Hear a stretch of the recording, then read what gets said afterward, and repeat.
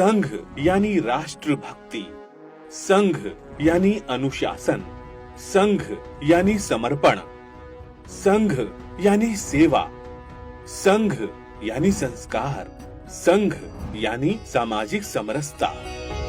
जाग उठा है आज देश का वह सोया अभिमान। 27 सितंबर 1925 को श्री विजयादशमी के पावन दिवस पर संपूर्ण समाज को सशक्त बनाने के उद्देश्य से राष्ट्रीय स्वयंसेवक संघ की स्थापना हुई।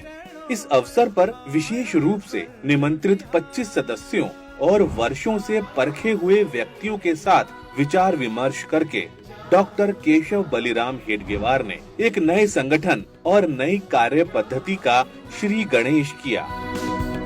और डॉक्टर हेडगेवार ने, हम लोग संघ में ऐसा कहते हैं कि अपने को बीज रूप में मिट्टी में मिलाकर संघ के वृक्ष को बड़ा किया। इसलिए संघ के सारे कार्य में डॉक्टर हेडगेवार के मानस का प्रतिबिंब मिलता है। और विजयादशमी 1925 को नागपुर में 27 सितंबर शुक्रवार उन्होंने घोषणा की कि ये काम आज से शुरू हो रहा है। घोषित कर दिया, आज से संपूर्ण हिंदू समाज को संगठित करने वाला यह संघ प्रारंभ हुआ है, ऐसा बोला और बैठक समाप्त हो गई।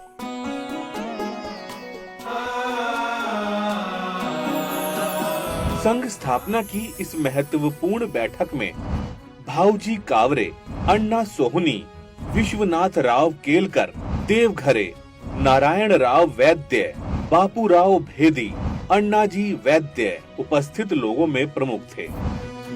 इनमें अधिकांश डॉक्टर हेडगेवार के बाल्यकाल के साथी और बाद में क्रांतिकारी गतिविधियों में शामिल रहे सहकर्मी थे।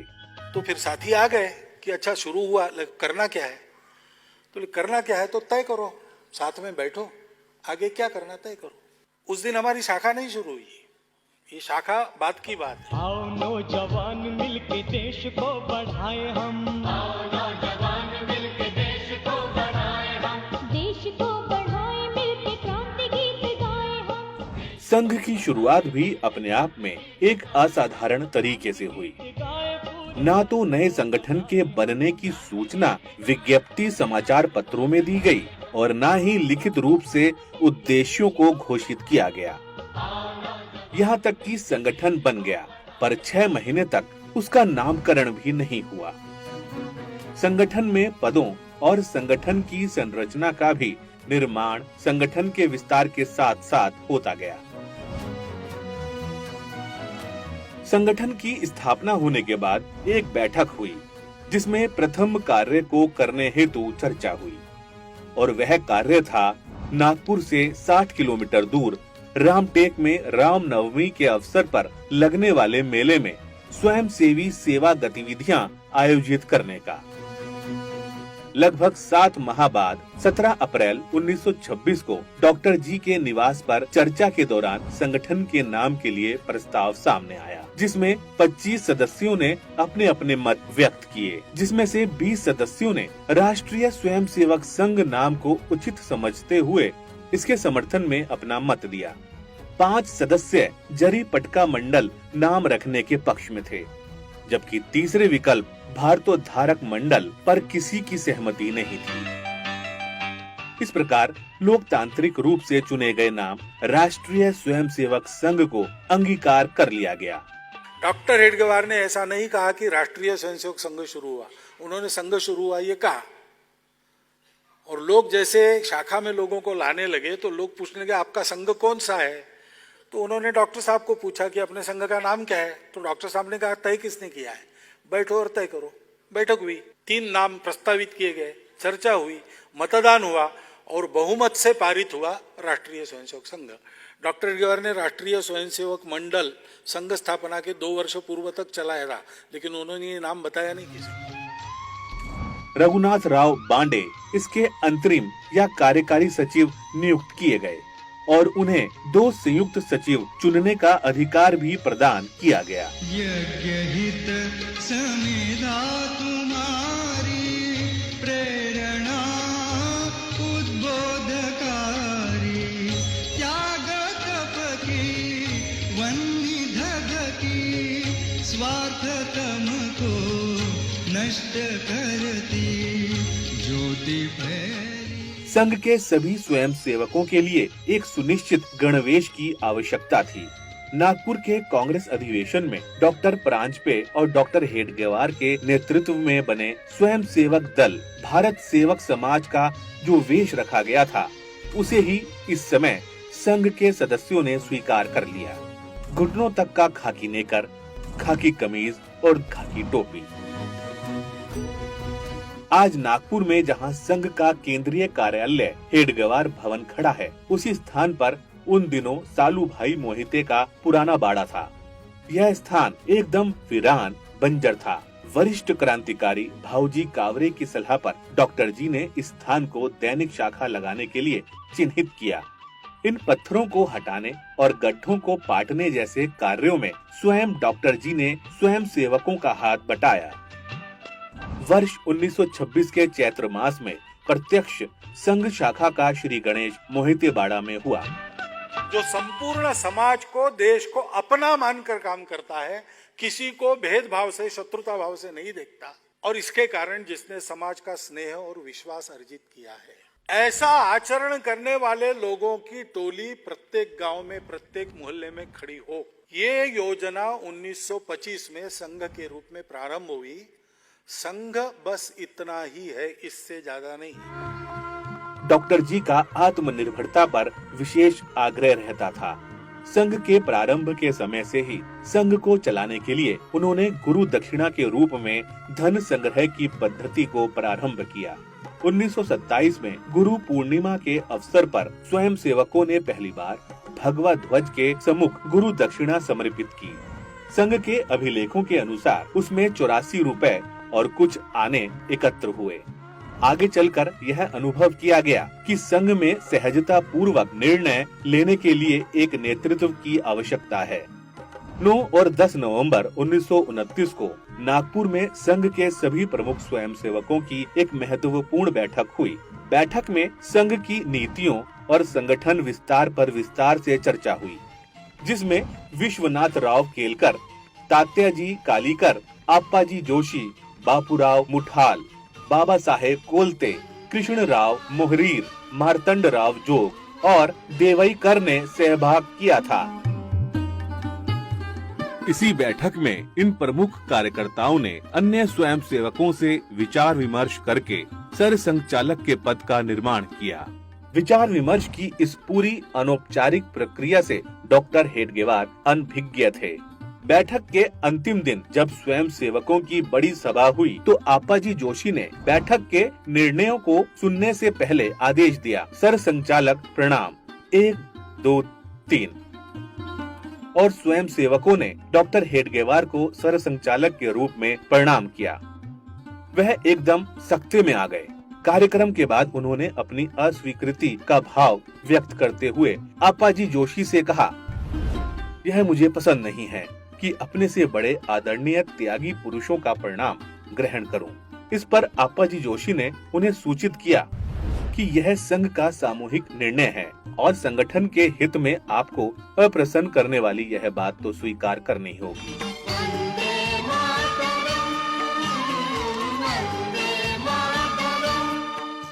सर संचालक परिवार के मुखिया की तरह होता है। डॉक्टर हेडगेवार ने अपनी भूमिका को संघ के सामने रखकर अपने लोकतांत्रिक चरित्र, व्यवहार और आदर्श को संघ में परंपरा के रूप में स्थापित किया। स्वयं सेवकों को प्रशिक्षण देने और उनकी प्रतिबद्धता को और मजबूत करने के लिए संघ शिक्षा वर्ग की योजना लागू की गई। ओटीसी के नाम से प्रचलित इस प्रशिक्षण की शुरुआत 1929 में की गई। 4 साल बाद डॉक्टर हेडगेवार ने उन प्रशिक्षित कार्यकर्ताओं को जो संघ के कार्य के लिए स्वेच्छा से पूर्ण समय देने के लिए तैयार रहते थे, प्रांत और प्रांत से बाहर कार्य के विस्तार के लिए भेजा।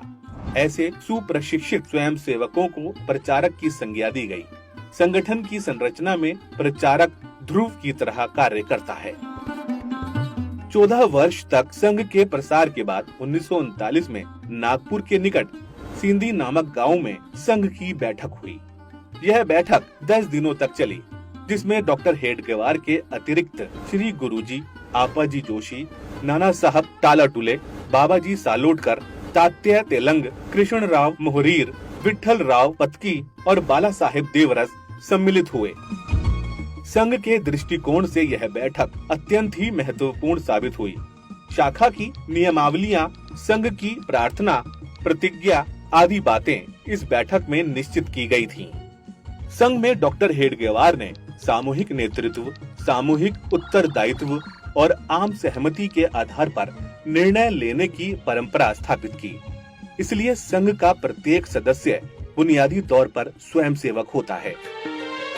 सर संचालक के पद को अधिकतम गरिमा प्राप्त है और उन्हें पथ प्रदर्शक, दार्शनिक और मार्गदर्शक की भूमिका में स्वीकार किया गया। संघ बढ़ता जा रहा है। संघ की संगठन रचना इसे परंपरागत संगठनों से अलग और विशिष्ट रूप से स्थापित करती है। पहले धन, कार्यालय, चंदे की रसीद और पदों का निर्माण करने के बाद संगठन का विस्तार किया जाता है। परंतु डॉक्टर हेडगेवार ने संगठन को बिना नाम दिए, बिना पदों का सृजन किए संगठन खड़ा किया। इसका नामकरण स्थापना के 6 महीने बाद हुआ तो सर संचालक, सर कार्यवाह एवं सर सेनापति जैसे पदों का निर्माण 4 वर्षों के बाद हुआ। आशा पूर्ति का दृढ़ केंद्र बनकर व्रत निरंतर चल रहा है। संघ बढ़ता जा रहा। जब संघ आरंभ हुआ तब विचारधारा के नाम पर एक शब्द था, राष्ट्र, और संगठन में सिर्फ एक ही श्रेणी थी, स्वयंसेवक, और आदर्श के रूप में भगवा ध्वज। जैसे जैसे संगठन का विस्तार होता गया, संगठन की संरचना खड़ी होती गई। शाखा स्वयंसेवकों का समिष्ट रूप है। शाखा में होने वाले देशी खेलों का उद्देश्य व्यक्ति में सामूहिकता के भाव का संचार करना है। तप निरंतर चल रहा है, संघ बढ़ता जा रहा। 3 शब्द तो है, राष्ट्रीय स्वयंसेवक संघ। इन 3 शब्दों पर 3 दिन बौद्धिक देते थे पूजनीय गुरु जी संघ शिक्षा वर्ग में। राष्ट्रीय क्यों है, राष्ट्रीयता क्या है, स्वयंसेवक क्या है, स्वयंसेवक कौन है, और संघ क्या है। संघ यानी केवल कुछ लोगों के संगठन नहीं है, समाज को संगठन। इसलिए संघ में कहने की पद्धति है राष्ट्रीय स्वयंसेवक संघ यानी संघ।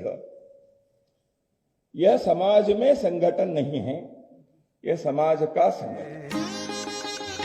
संघ में लिखित सदस्यता या सदस्यता शुल्क जैसी परंपरागत संगठन शैली को लागू नहीं किया गया। राष्ट्र के प्रति भावनात्मक प्रतिबद्धता का ध्येय ही सदस्यों के बीच एकता का आधार है। शाखा व्यायामशाला, शारीरिक प्रशिक्षण केंद्र न होकर वैचारिक आंदोलन का नियमित केंद्र है। संघ की चिंतन प्रक्रिया और दृष्टि के अनुरूप संघ में पद के स्थान पर दायित्व शब्द का उपयोग किया जाता है।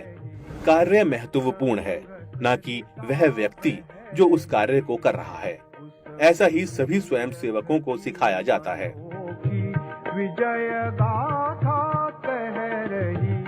राष्ट्रीय स्वयंसेवक संघ नाम का जो संगठन है वो करता क्या है, वो व्यक्ति निर्माण का काम करता है।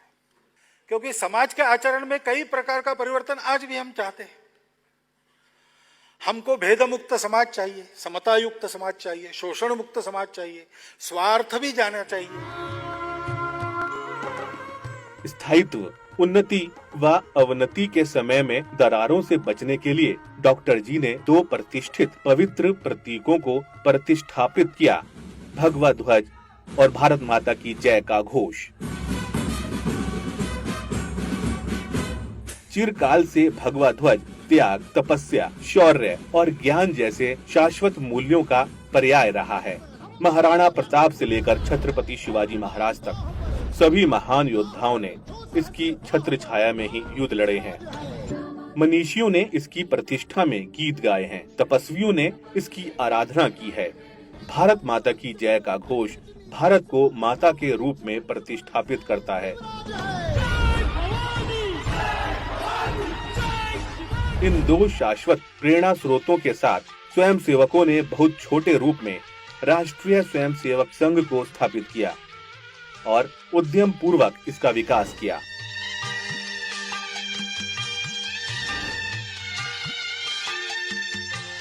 संघ के कार्य के दो प्रमुख आयाम हैं, दो प्रमुख पहलू हैं।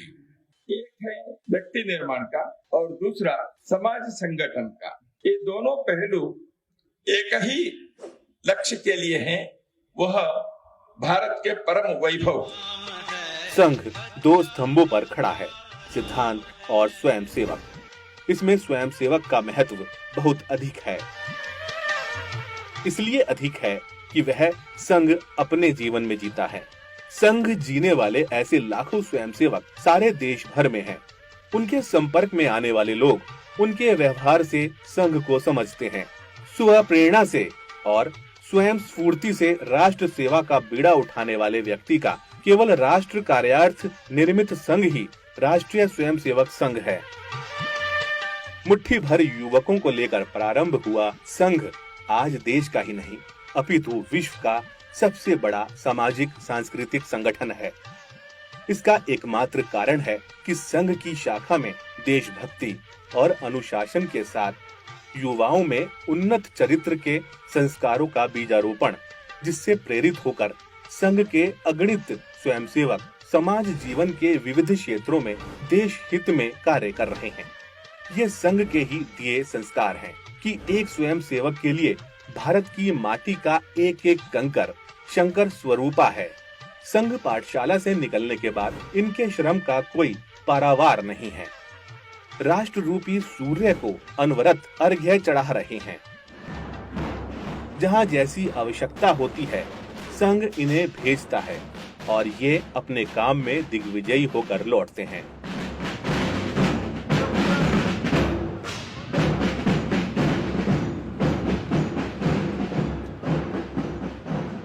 ये संघ स्वयंसेवक ही हैं जो राष्ट्र बलिवेदी पर स्वयं को समिधा बना देते हैं और मां भारती के पावन चरणों में बैठकर उनके चरण पखार रहे हैं, देश की अभ्यर्थना कर रहे हैं, भारत को अतुल्य भारत बना रहे हैं।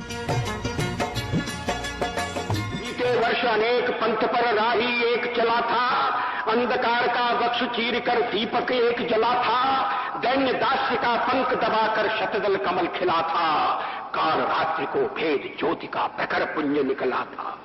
सबल भुजाओं में रक्षित है नौका की पतवार, चीर चले सागर की छाती, पार करे मझधार। कोट पुष्प चढ़ रहे देव के सब शुभ चरणों पर, कोट चरण बढ़ रहे ध्येय की ओर निरंतर। अंग श्रृंग से प्रबुद्ध शुद्ध भारती, सपूत मातृभूमि के रुको न शूर साहसी, असंख्य कीर्ति रश्मियां विकीर्ण दिव्य साहसी, स्वयं प्रभास मुज्ज्वला स्वतंत्रता पुकारती। हो